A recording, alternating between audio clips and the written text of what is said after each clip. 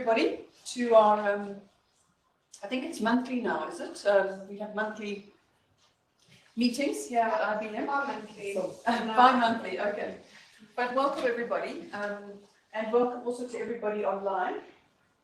Thanks for joining, and yeah, obviously the people in the room get to eat the pizza, so well done for making it here in person. That's your reward, but actually your real reward is to listen to Ritesh Ajoodha, who is our presenter for today. And as you'll see from the flyer, he's a professor of computer science at WITS. He did his PhD at WITS with Professor Benjamin Rosman, who I think most of you know. He completed that in 2018. And then literally 4 years later, he was promoted to associate professor, at the youngest ever at the age of 30. So clearly an exceptional young talent, but also multi-talented. You'll see from the flyer that Ritesh also has a degree in Western classical piano music performance from Trinity College in London. So I was teasing him about how he needs to give us a talk on AI and classical music, and he said he'll do that some other time. So, but currently Ritesh serves as the director of the WITS Explainable AI Laboratory, and as the focus area coordinator for machine intelligence and learning from experience at, I think many of you know, our Center of Excellence in Mathematics and Statistical Sciences at WITS. He's also first to design and teach a course focused on probabilistic graphical models in South Africa, which is a framework widely used in the field of machine learning for modeling explainable complex relationships and dependencies amongst variables. So we feel very privileged and honored to have you give today's talk, and we really look forward to it. Thank you. Thanks, Prof. So I actually changed the title of the talk to read Scientific Discovery Through Explainability. And this is more to keep it general so that everyone who's conducting any type of research can at least get the value of using explainability inside of your modeling techniques.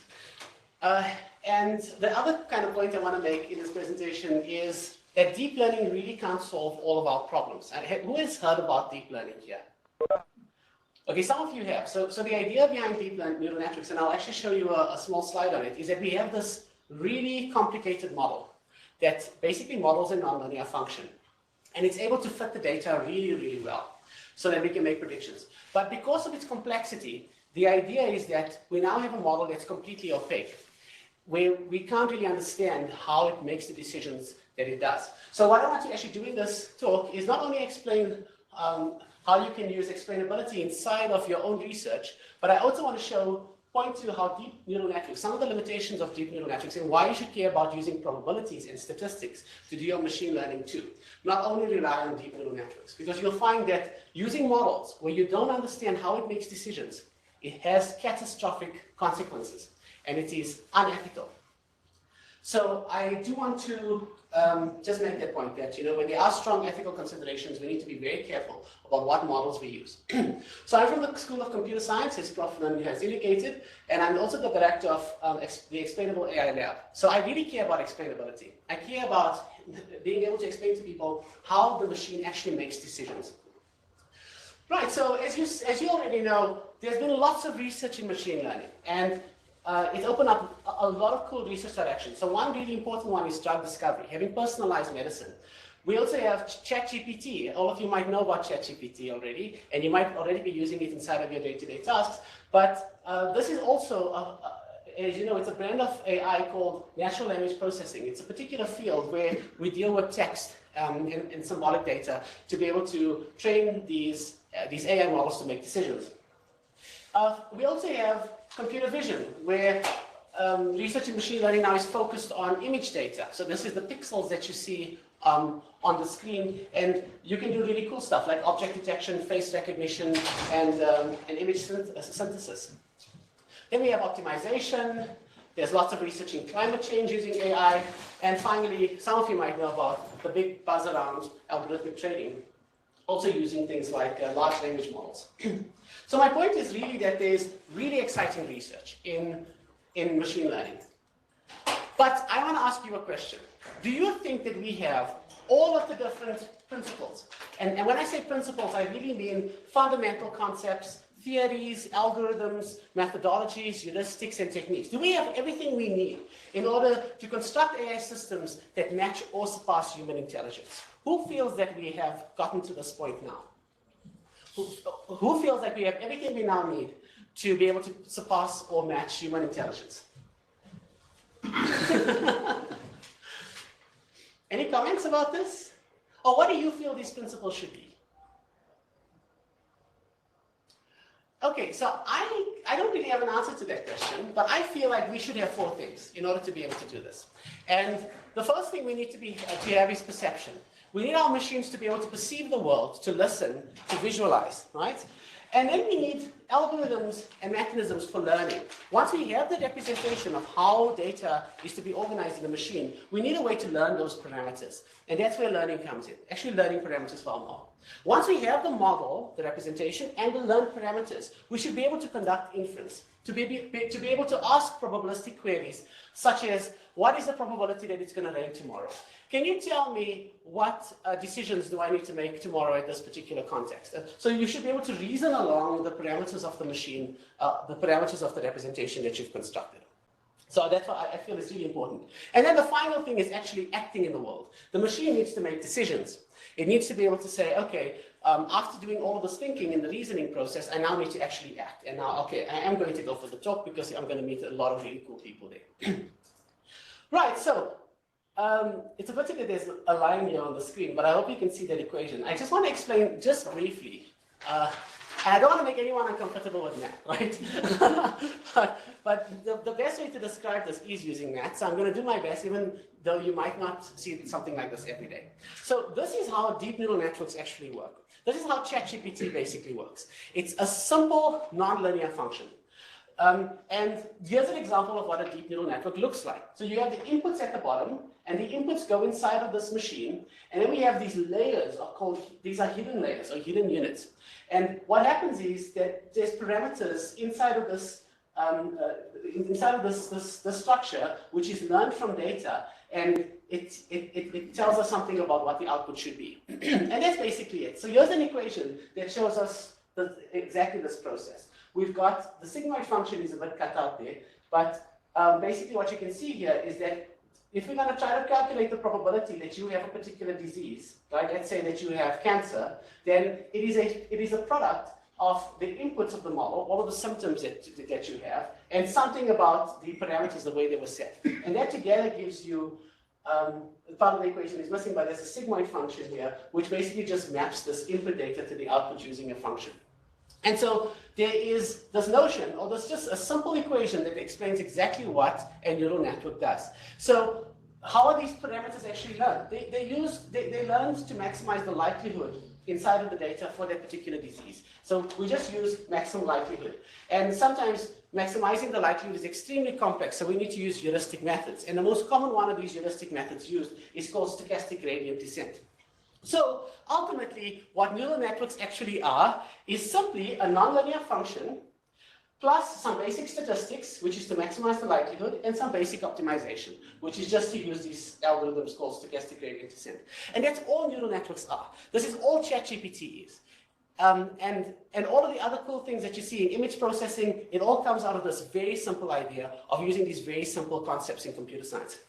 So I don't want to undermine what it can do, but I'm just showing you what it is, and this is exactly what it is. So deep neural networks are extremely popular now, extremely popular and extremely powerful, and they're very similar to those that were proposed in the 80s and 90s, with a few extra things. So the first extra thing is this idea of architectural and algorithmic innovations. So now we've got really cool algorithms that can learn with many layers inside of the neural network. We have really cool new architectures, like ones that can focus on computer images, ones that can focus on specific kinds of cross-sectional data, ones that can focus on temporal data. Those are called recurrent neural networks. We've got all of these really cool architectures. We've got now also vastly larger data sets that we never had before. ImageNet, for example, has 12 million photos of 20,000 categories. Can you imagine that kind of scale of data that we now have access to? And that wasn't in the past. So we've got this really cool large data set. we have better compute resources. We now are able to compute on the cloud using the Elastic Net from Amazon, AWS. We can use, that's the EC2. We can use Google's cloud environments for computing, and there's a whole lot of other opportunities. And this is actually very reasonably priced. So you can use these large-scale cloud computing services at a very low cost. We have better software tools than we ever had before. Right now, a grade 10 student can start using deep neural networks by simply using these kinds of toolboxes like TensorFlow, PyTorch, and Keras. So we're not really, you don't need a PhD to do machine learning anymore. You don't need a PhD in computer science. And finally, a really important reason why it's growing in popularity is because there's more money pumped into this particular field. And more industry investment creates more media hype, which creates more research and therefore more progress. So that's a big reason why deep neural networks have become really popular. Right, great. So deep neural networks are really amazing from the slide I showed you previously. But there's lots of limitations that come with using these particular models. Firstly, obviously, if we have if we have these really complicated parameters inside of a neural network, we need lots of data to learn them. And so neural networks are very data hungry. They need millions of training examples in order to make a decent prediction on something.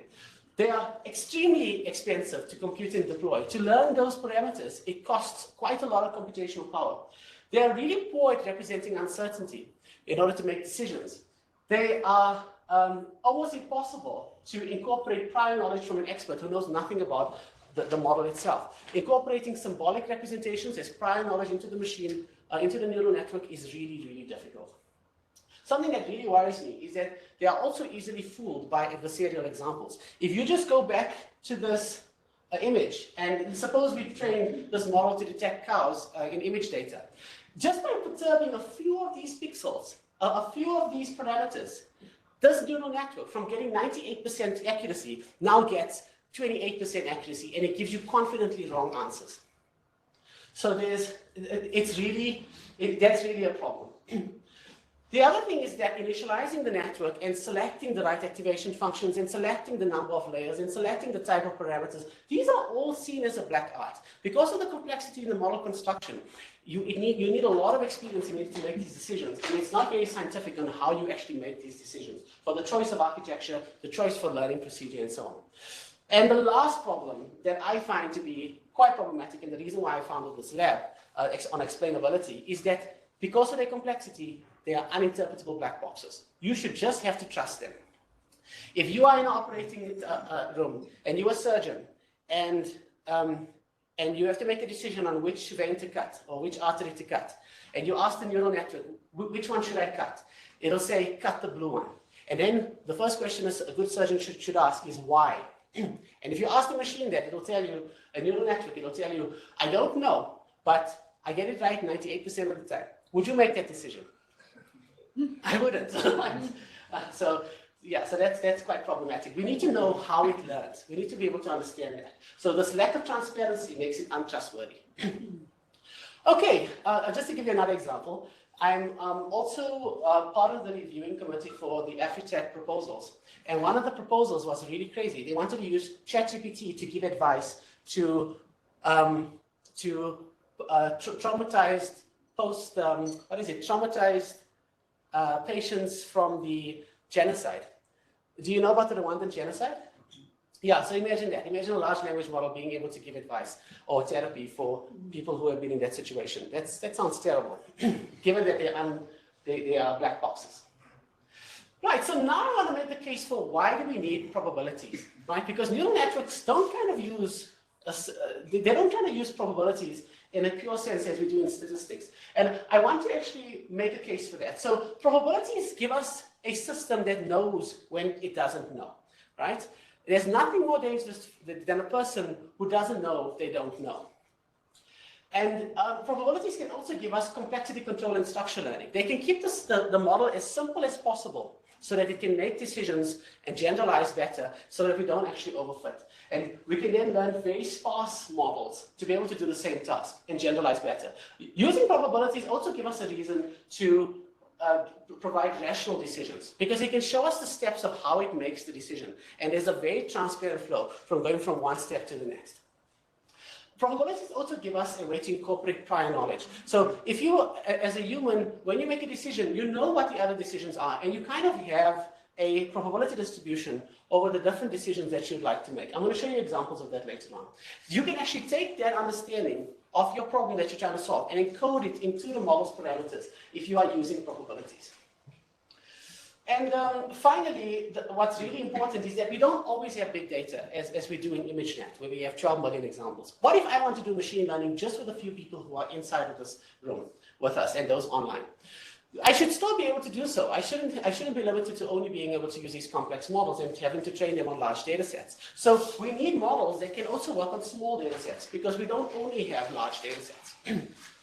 Right, so now I have to introduce you to the Bayesian philosophy. And I'm a Bayesian, and I hope I'm going to convince you that you should be a Bayesian too. The Bayesian philosophy is really that there are just two things out there. There's the things that we can observe and measure, right? Like this table, I can observe it, I can measure it, I can see it. And then there's everything else. Everything else are things like your happiness. That's a latent phenomenon, right? And that's inferred through observations. So what the Bayesian philosophy actually does, it attempts to model this everything else in terms of the things that we can actually measure. So to do this, we use this equation over here. So to calculate the probability of you to have a particular disease, given that you showed some symptoms, we can model it as the prior for the disease, the probability of getting the disease in the first place. So for example, maybe the specific type of cancer you have is extremely rare, multiplied by the likelihood of the symptoms under the hypothesis. So what is the likelihood of you coughing, given that you have a particular cancer, or given that you have a flu, right? So that's really important. What people often do is they ignore this part and the denominator and only focus on the probability of the data given the hypothesis and forget about everything else. That's called the frequentist view, which is the wrong way to do science. You should look at your work in a holistic way and also see what is the probability of the disease itself, because it might be very small. And what we then do is we normalize this information over all possible hypotheses. So we're not only looking at a specific disease, we're also looking at a range of diseases that you could also have. And this idea is the Bayesian philosophy. If you don't get it now, I invite you to look at this a bit more after this talk so that you can start actually making your own decisions using this philosophy, because it's extremely powerful. Right, so what I'd like to do, in order to model this using an AI framework, we need to make two simplifying assumptions. The first simplifying assumption is this of independence properties. So instead of modeling the probability of two events to occur, like this, which is called the joint probability, which becomes more difficult to compute, we break it up into something that's more manageable. So then we rather do it as the prior probability of the first event multiplied by the probability of the second event given the first event. And a nice visual way to see this is this particular diagram. So this diagram shows the probability of it raining given that it's cloudy outside. And so the way we would model this using independence properties is by drawing an arrow from cloudy to rain and say, well then, cloudy is independent, this is the prior, the P of C, okay? And the rain now is dependent on it being cloudy outside. So this becomes now the probability of R, which is the rain, given that it's cloudy. So this is the first independence assumption. So why do we need to do this? Because if we are modeling 700 variables using the joint probability, it becomes extremely complex. So making these independence assumptions allows us to decompose this very complex probability distribution into something more manageable. The second assumption that we're going to make here is that we're going to use an alternate parameterization. So in order to model cloudiness, we're going to use a specific type of structure. This is called a tabular CPD, a tabular conditional probability distribution. And what this does is it models the likelihood of the events associated with cloudiness. So is it cloudy? Yes, with 80% probability. Is it cloudy? No, with 20% probability. And that's basically how it works. Because there's a dependency from cloudy to rain, we can model rain in light of the different values of cloudiness. So over here, we can say, okay, it's about 70% likely to rain if it is cloudy. It's about 30% to rain, percent likely to rain if it is not cloudy. No rain if it is cloudy. It's about 5% likely to rain, which is the yes, if there is no cloudiness. So you can see it's a very low chance of rain if there's no clouds outside. And then finally, there's a 95% chance of it not raining if there's no clouds in the sky. So we can model this very intuitively, very nicely. And also, this is where the prior knowledge actually comes in. If somebody knows something about cloudiness, they can actually look at this and give their input into the model parameterization, which is not possible in deep neural networks. Right, so this idea can be blown up a bit more, and this introduces a field called probabilistic graphical models. And this particular type of model that I'm showing you is a Bayesian network, which is a type of graphical model. And it's made up of these nodes and these edges. So like I said before, instead of modeling the joint probability distribution of all of these variables together, we can break it up into more manageable, what we call factors. And this now can be computed a lot more easier. And this is the basic idea behind the Bayesian network, and it's extremely powerful. So the reason I'm showing you this is because I want you to start thinking about using different types of AI, not only deep neural networks, to solve important problems that you are working on. And this is why I'm showing you this, because it's completely explainable and it's a very powerful mechanism. So let me show you how powerful it actually is. This is an example of a paper that used this framework that I've just shown you to learn more about systemic lupus. I always have difficulty saying this. It's erythematosus. Is that right? Okay, great. So the systemic lupus erythematosus is a disease which attacks the immune system of the individual. And so what researchers have done here is they've used this Bayesian network to actually model the associations between the genes inside of the cell. So what they did was they took a bunch of individuals' blood samples of people who did not have the disease and blood samples from people who did have the disease, and they built a Bayesian network for each of those blood samples. Okay, so we have now two Bayesian networks, one for those with the disease and one for those without. And what they did was they put the two Bayesian networks together, and they saw how there were some connections that were present in some of the associations with the genes and that were absent in the other. So this actually showed us how the associations of the genes, the connections between the different genes, strengthened or weakened depending on who actually got the disease. And they discovered connections that we didn't even know about before, such as those that are associated with cells removing waste in the body. So there's a lot of potential to use these models inside of your research, and these models are completely explainable. They are used where we have strong ethical considerations, such as in medicine. Here's another example of a graphical model. This is a type of Bayesian network which allows us to model different states, and this one is called a hidden Markov model. The idea behind the hidden Markov model is that we get to observe something at a particular point in time, and it tells us about a latent phenomenon. So maybe if I look at Professor Lin, and if I see she's got her legs folded and her arms crossed, she must be very unhappy. Okay, so that will tell us something about this particular state here. I couldn't measure unhappiness on its own. I had to infer it through observation. And so what this model does, it allows us to do this by using observations to tell us something about hidden phenomena, and from this there's a transition model here which the latent variable can move around. So maybe Professor Lin is unhappy now, but then after seeing something else, her mood might shift to happiness or excitement, or maybe seeing the next slide might help. So in this example, we have an example of where researchers have used this hidden Markov model in quantum physics. And the idea here is that there's something called quantum dots. Has anyone heard of quantum dots? Anyone works in quantum mechanics? Okay, wonderful. So quantum dots are it's used in, for example, biomedical imaging, where there's very small things that you want to be able to observe.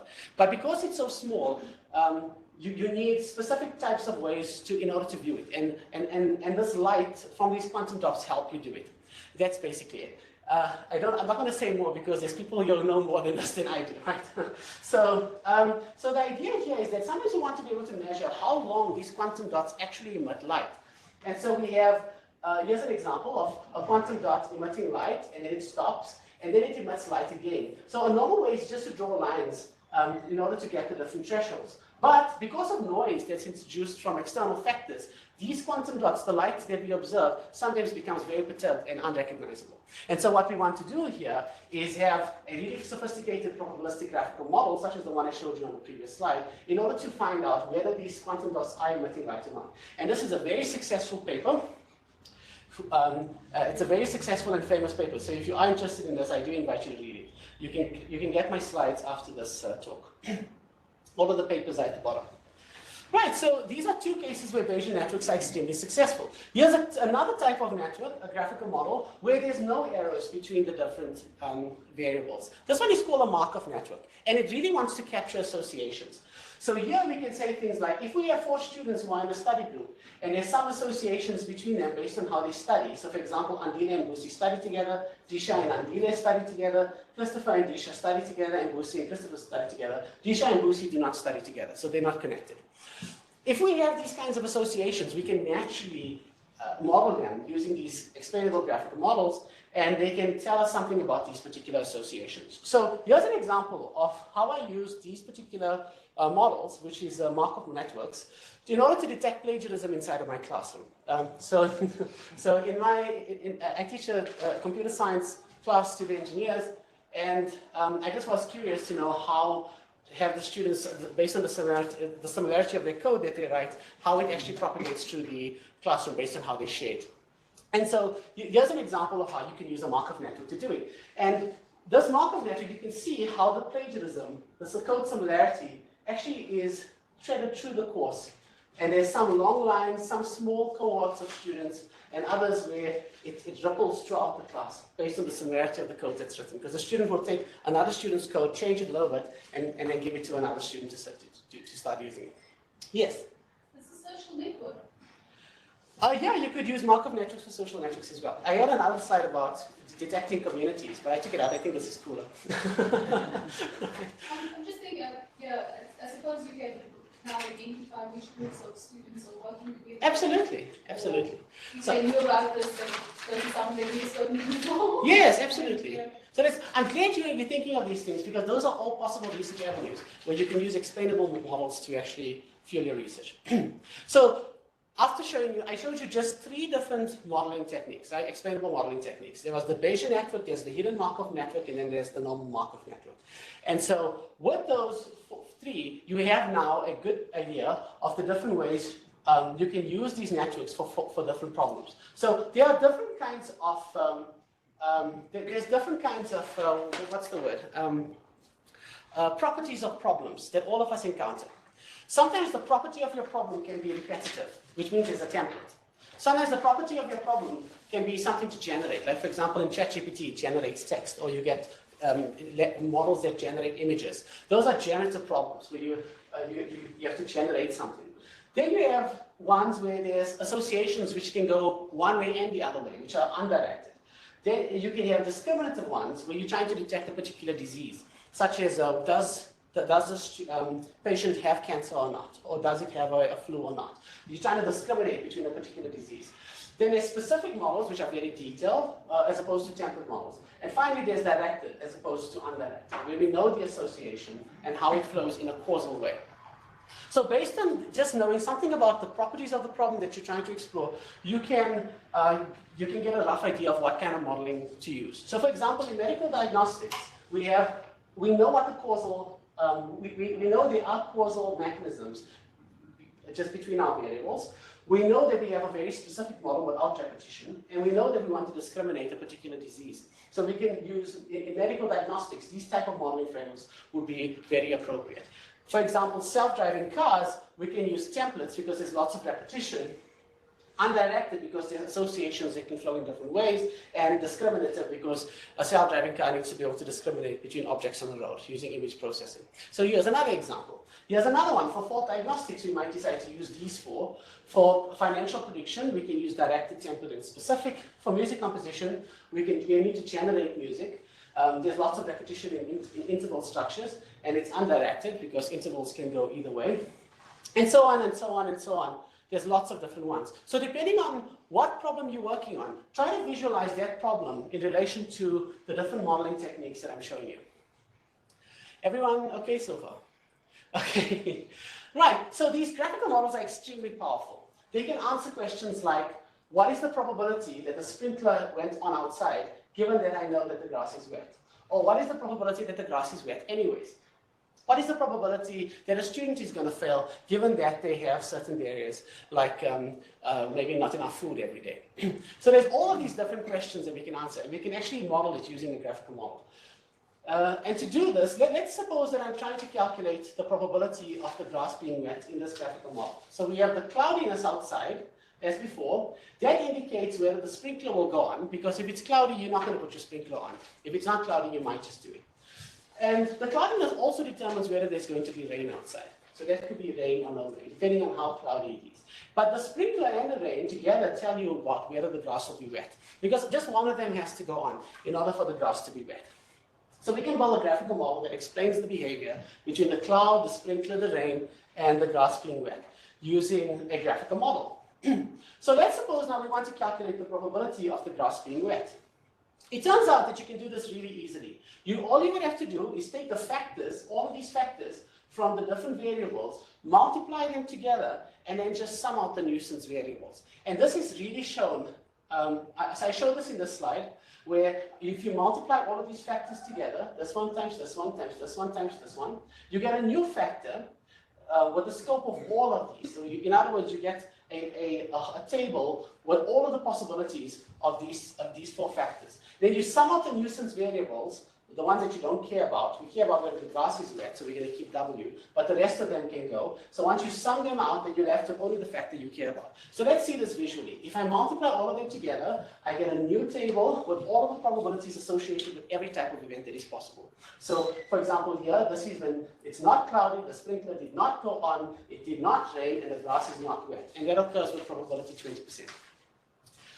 And so on for all of the others. And then after I get this, I then sum out all the nuisance variables in order to get the ones that I care about, which is whether the grass is wet or not. And right now, the probability of the grass being wet outside is 70%, based on the initial probabilities of the table. Why am I showing you this? I'm showing you this because the inference procedure is extremely simple to understand. This is one of the simplest ones. This is called variable elimination. And it's a very simple algorithm. It looks very complicated here because of all of the symbols, but it's a simple algorithm that anyone can follow, even if you don't have a degree in computer science. So even though these inference procedures are very difficult in terms of computationally difficult, how much computational power they use, we call this NP hardness, where it's unlikely to find an efficient solution. They can be computed using easy to understand algorithms. So I'm going to show you an example of a query that I tried to solve in a previous publication. And what I did here was I tried to identify academic vulnerability between learners in first-year programs. And so what this graph shows you is the different APS scores associated with individuals who both pass and who both fail. So different risks. So low risk means that they finished a degree in 3 years. Low risk means that they finished a degree but more than 3 years. Medium risk is that they don't finish their degree in under 3 years. And high risk means that they don't finish their degree but take more than 3 years. So example, a student who's 10 years in the system and never get the degree, that's a high risk individual. Okay, so what does this graph actually tell us? It tells us that the range of APS scores for these different risk profiles overlap quite a lot. They overlap so much that there's no way to distinguish between the APS scores which are good and the APS scores which are bad. So in other words, a 40 APS score or 42 APS score, you can go either way with that student. You could be a low risk, a high risk, a medium risk, or a low risk. So it's kind of a gambit. So we need more sophisticated algorithms in order to understand this. So what I did was I used a graphical model to be able to model this. And so now we can calculate the likelihood of the student to succeed given some characteristics of the student by using these inference procedures that I've shown you. Yes? Maybe just a little bit of a slightly cheeky question. Yeah. Given that data, should universities be so stringent about APS scores I think entrance requirements into programs? So I am on the teaching and learning committee, and the university is always skeptical about everything, right? And everything is not off the table, everything is given thought. And this is something that it's an ongoing discussion by the university, and I'm sure I'm sure they'll do something about it. All right, so yeah, it is a tricky question, because obviously I don't know how people feel about this, but obviously something needs to be done. We need a more holistic understanding of the students' vulnerability. than just the APS score. Right, so where does all of these things come from that I've shown you? How much time do I have? Another 10 minutes. Okay, that's good, that's enough time. So where does all of this come from? Where did the parameters come from? Where do these associations come from? Where does all of these things come from? In the beginning, I told you should use probabilities because you can learn these structures from data. And indeed you can. The structure itself comes from the data.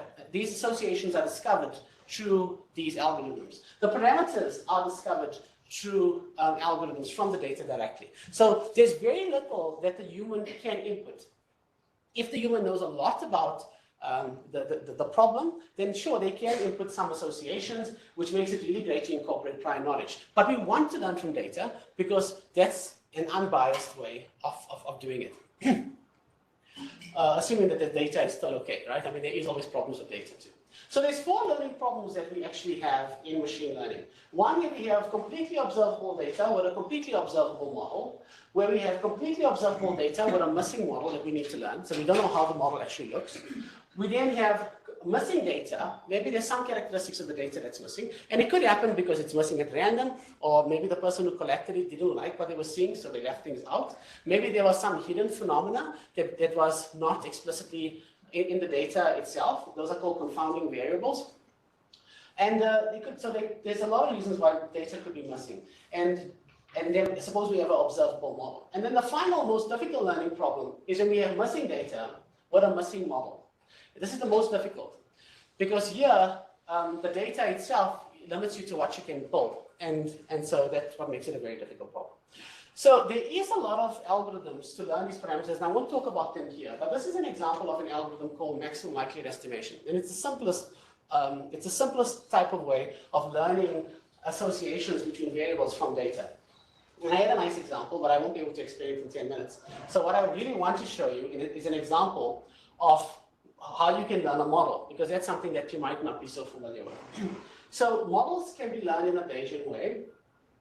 And the specific algorithm that I'm showing you is one where we look at the likelihood of the model itself to the data, and then we use that as a mechanism to improve or change the model structure. So for example, in this particular configuration of variables, we have the probability of the model given the data is 30%. If we change some of the arrows, we see that the probability of the model given the data actually went down. So this is a less likely construction of reality relative to what the data is actually telling us.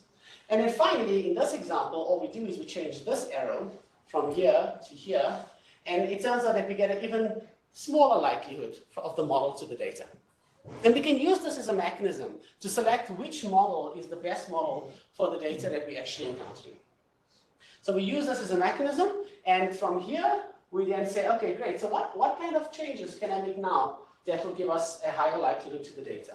And some things can happen here. You could have a local optimum or a global optimum. A global optimum is unlikely, but this is the kind of algorithm. This is called a greedy hill climbing. So here's an example of a paper that used this algorithm, the greedy hill climbing that I showed you on the previous slide, in order to understand how the connections differ between non-autistic individuals and autistic individuals. And so it turns out that this paper has also uncovered some connections, some stronger connections between individuals who are autistic compared to those who aren't. And yeah, so this is an example of how you can use this idea of discovering a model in a completely explainable way for an important problem in medicine. Yeah, okay. Let me skip over that. And another really important idea is this idea of causation. And of course, we want explainable techniques to be doing all of our causal discovery because it's really important that we have that kind of explainability. But it turns out that causation is actually a natural consequence of this modeling framework. If you have variables in this particular way, and they have causal associations that flow between the arrows, then this is a really intuitive way of modeling it. And you can actually then do intervention queries, like calculating the probability of a student to get a job if they change their marks on the university system. And showing these kinds of interventions for different individuals. Yeah, so this is an example of how you can use intervention queries. I'm just going a bit faster because I want to show you as much as I can in the time I have. Okay, all right. So the last thing I want to show you is this notion of an influence diagram. So this is an example of how you can make a decision on whether to come to campus or not when there's unrest. Okay, and in this diagram, this is called an influence diagram, and it shows the state of campus, right, which is either on lockdown, there's a strike, or it's a settle, a peace, right, and the probability is associated with the state on campus. Then you have the decision that you need to make. This is square now. Notice that it's square because it's a decision. Whether you should attend campus or not attend campus. And then finally, these two things are connected to something called a utility. How much of value do you get if you attended campus when there was a lockdown, or if you attended campus when there was a strike, and so on. So we can see here the different types of outcomes. So for example, if you attend in a lockdown, you might not be able to get much done, so you get -5% and -5 points utility. Some kind of happiness that you get, right? So it's a negative happiness. If you attend and there's a strike, you might get -10 units of happiness because maybe there's a test the next day and you didn't get a chance to study. If you attend and there's nothing going on campus, then you get a big utility because you managed to get there and you managed to work, and so everything was fine. So you can model decision problems using these graphical models that I'm showing you. What the utility associations and the decision nodes that are associated with them. And you can calculate the expected utility to attend. How much happiness do you get if you attend, regardless of the state on campus, which in this case is 2.5, and the expected utility if you decide not to attend, regardless of the state on campus, which is a negative utility. So in this case here, the decision should be always to attend campus. Okay. Right, so and finally, I want to show you an example of this being used to solve an important problem. And in this particular example, we show how influence diagrams are used to model utility associated with electrical outages, but more specifically tree-related electrical outages. So those that are caused by trees. So maybe the tree grows onto the tree grows onto the wires, or it uproots something, or if there's a storm and it falls and destroys an electric power plant or a line. And so what you can actually do is you can do very complex associations with these influence diagrams, such as predicting where the next fault might occur. Completely explainable, a completely explainable way of doing it. Right, to end off, I want to show you the different ways you can do this, because all of you now, I'm guessing, are very excited to use graphical models inside of your research, and now you want to be able to do it as soon as you leave this room. So, so here's a whole lot of different toolboxes that you can use to do this. The one that I like the most is the one I wrote, obviously, which is Brio. But then, the one that has the most support, because I don't provide support for that anymore, is PGMPy, CausalNex, and PyMC3. And these are all Python toolboxes, which you can use to build these models for your specific problems. If you are interested in learning more about what I'm talking about here, I suggest you their Paul's book, which is called Models, Reasoning, and Inference. And he's the guy who kind of conceptualized this idea of a Bayesian network. And he made a lot of contributions to causality and modeling using explainability. There's a big textbook on this stuff called Probabilistic Graphical Models by Daphne Koller. And this explains the details of the learning procedures, of the inference procedures, the things that I've shown you. Yeah, and thank you for being here. And yeah, if you have any questions, I'll be right here. Great, thanks, Ritesh. I mean, it's always amazing to me how agnostic people are about what data they use, you know, whether it's autism data or talking about, you know, trees, or what were the other things, rain and student protests, I mean, electrical outages, and I guess applying the same principles. You're almost like a modern day fortune teller using all these models. But also very interesting to hear how, you know, Wits is using some of these models to actually inform some of the decisions that get made, and to, you know, to help, you know, decide on I guess, yeah, interventions and how to improve things. So good to hear and to see that. But thank you very much for your talk, particularly for making something that's very complicated, all those symbols there, but making it very understandable. So thank you. And we now have some time for some questions, and including some from people online. We'll keep an eye out for the hands. Diane? No. Okay. This is really a fantastic day. Thank you. I think my first question I just have to first relates to a lot of what I saw was that we use Bayesian networks to in terms of causality, right? And I think particularly in healthcare research, we tend to not put anything causal in a sentence when it comes to the research. So I think for that reason, we tend to cast a wider net in terms of the tools that we use in healthcare research. So yeah, that was just one comment I had. But I think the other one I had was regarding the example on lupus. So I worked on lupus in my MSc, and it was tricky to say the least because of all the variables and parameters that you have to consider in from a biological perspective, ecological perspective, things that influence it. The Bayesian networks that you explained, am I right in saying that it's the relationship between two nodes in the graph? You can have as many as you like. So I want to understand beyond the direct connections between these nodes. So I think you had on one of the other examples A, B, C, and D, where A and C are connected, A and B are connected, but A and D are not connected.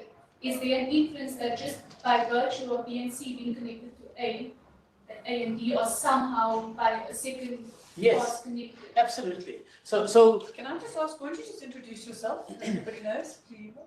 Hi, sorry, I'm Stephanie. I'm the team lead for our quantum research team here, but I help with that kind as well. Great. Wow. So thanks for the question. So the first question, I'll answer that first. So modeling causality in a Bayesian network is not difficult if you have interventional data. Right? If you have interventional data, you can model the associations in a causal way and then learn the parameters for the associations using interventional data. Okay? However, learning a Bayesian network from scratch using observational data alone is almost impossible. Learning a causal model. You can learn a model where you can assume there's no causal connections, but if you want causal connections and you're learning it only from observational data, that's a big problem because you'll end up with lots of different types of models that maximize the likelihood to the data, but you'll have no way of picking which one is the correct one. Okay, so you can still use it for prediction, you can still use it for inference, but in terms of a causal interpretation, learning it from scratch is not a good idea. Only if you have observational data alone. The second question relates to how the flow of influence moves around the network. So it might look like only these are associated because they're directly connected. But it turns out that changes in this node here propagates through the entire network and changes all of the different parameters. If I know that it's going to rain tomorrow, where is this? I'm just going to answer the last part of your question. If I know that the grass is wet, the probability of the sprinklers change. The probability distribution over the rain changes, and also the probability of it being cloudy outside changes. Introducing evidence into the network, and that's this part of this line, the evidence is here. What is the probability of the sprinkler to be on if I know that the grass is wet? That changes the parameters of sprinkler. And there's inference procedures that happen in the background that change these parameters as you know things about your problem. Great. Good. Diane? I have a few questions. But And just introduce yourself as well. Sorry, Yeah. hi, I'm Diane, and I work at WITS for a couple of centres who deal, one deals with e-science, the other one deals with mathematics and statistics, as well as Ritesh, but my own research is in linguistics. So I just wanted to first ask, and I know we will find time in the later stage to go through this, but maybe for everyone's benefit, because I'm sure I'm not alone in trying to put my research together with how can I use this. And it's something we've discussed before. If you go backwards, I think, there's a slide where you took, yes, that's right. Could you go to, okay. So I work in science research essentially, and my own research is in the humanities. So a lot of what I'm looking at now is like science-based. So I was actually just looking at this, trying to figure out like where, like my problems, my research problems specifically in undertaking my PhD. I'm trying to see where it would fit here. And there's not so much a question, it's more like I just wanted to look at it again. and see it. Yeah. So say that I had a linguistic problem that I want to solve, and I've got two sets of data, and one is text data and one is observed data. So I've observed people speaking, and I wanted to write this paper on the contextualization. So this is what the paper says. This is what's actually happening. How are the two working together? Say I wanted to go do a project on this, and I wanted to use a graphic model. I was thinking like the Bayesian model, but that's just because I think it's the one I understand the best. Would that form the methodology itself or part of it? So in order to pick a model for that specific problem, you would have to break up the problem into different parts, right? How exactly would you like to model the pedagogy or the lesson plan, right? Yeah. And then so that's the decision on its own. Then after that, you've got to ask, what about the lesson plan are you trying to detect? So that becomes a different problem. And then once you actually have these sub-problems, you can have different modeling strategies for the different components of it. But what's beautiful about using graphical models is that you can have one model that does everything. You can fit the different pieces of the problem together into a big solution where the model now speaks to each other and the different components, inference is done across the model and across all of these different sub-problems. So that's what makes this a really appropriate modeling technique. Because my personal analysis is a fine grained analysis by word or by phrase, and they're not particularly long phrases. So you two will have a lot to chat I about. was going to say, yeah. Okay. No, that's fine. Good. Thanks. They have a question on the line. Please go ahead. Hi everyone, thanks for the talk, Prof. My name is Naveed Khan. I've done some work within neurosymbolic AI, so looking at the intersection between neural networks and some of your probabilistic-based systems. I'd like to challenge you a little bit on some of the assumptions or some of the statements that were made, because I think we need to be very careful when we say that things are interpretable. I think it definitely is the case that you get local interpretability for these probabilistic systems, but we suffer from saying things that have large numbers of nodes that has to scale to real world type of problems. We know, for example, these systems don't scale. They're computationally infeasible when you have to consider all of the variables that exist in the real world.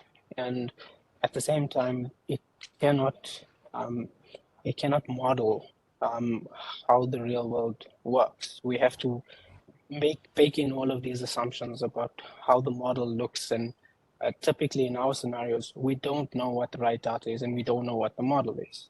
So I'd like some comments about the limitations of these systems and where we feel systems like neural networks actually can play nice with these systems at the same time, so that we can bake a way to get the best of both. Yeah, so that's a very good question, and that's something that my lab actually works on, the integration of deep neural networks and graphical modeling. Where do I look? Is there a camera or something? Okay, so the issue is really about accuracy versus interpretability, right? Because you can't have both right now. You have to pick one. Do you need a model that is highly accurate, right? That lacks interpretability? Then you're going to be looking at deep neural networks. Do you want a model that you have to have strong interpretability so that you can make decisions in a place where there is strong ethical considerations? Then you need full interpretability. Because if a surgeon asks why, your model should be able to tell will be able to tell the surgeon the reasoning steps and the process of how it made the decision. And it shouldn't be beyond the surgeon's intelligence. And that should be the focus for medical diagnostics. So the limitations of graphical models, while you have lots of interpretability, you sometimes might not get the accuracy that deep neural networks give you, because you have with deep neural networks, you've got a very complicated function that does it. So obviously it's going to be able to do it better since it's trying to map the most complicated function on the data. Whereas here you have explainability. So you have to always trade off accuracy with explainability. And that's a problem that we're facing right now. And that's why maybe the marriage between this and deep neural networks might give us some answers, but there are problems there too, which we can discuss in a different presentation. Great. Okay, last question. Where do you think that the marriage lies now? Where do you think we are in terms of that marriage? In terms of the marriage, okay, I'll tell you what my PhD students are working on. So one of my PhD students are looking at using deep neural networks for these factors, because all this is a function. the grass being wet outside is just a function of the sprinkler and the rain. So this can just be modeled using a nonlinear function like a deep neural network, and you can get really good accuracy for that. You can even learn these parameters in the tabular form using deep neural networks. Another one of my PhD students are working on that. Is that Daniel at the back? Okay, and he's also got a lot to say about interpretability. He's also one of my PhD students who just graduated, so well done. Yeah, so there's lots of potential here to marry the two. We just have to be always conscious about what are we trying to get out of the model. So for example, if you're trying to get interpretability between variables, then these arrows are important. We don't want to get rid of those arrows because this tells us about associations. In a deep neural network, you don't have that. So you have to be very clear about what do you want your model to do and what problem are you working on. And then that will narrate how you go forward in terms of marrying these two modeling techniques together. Bear in mind also that the field of marrying these two are very young. And so you will have to then create your own inference procedures, your representational procedures from scratch. The good news is that currently for graphical models, representation is seen as a separate problem from inference and from learning. All of these things are like Lego blocks which fit together.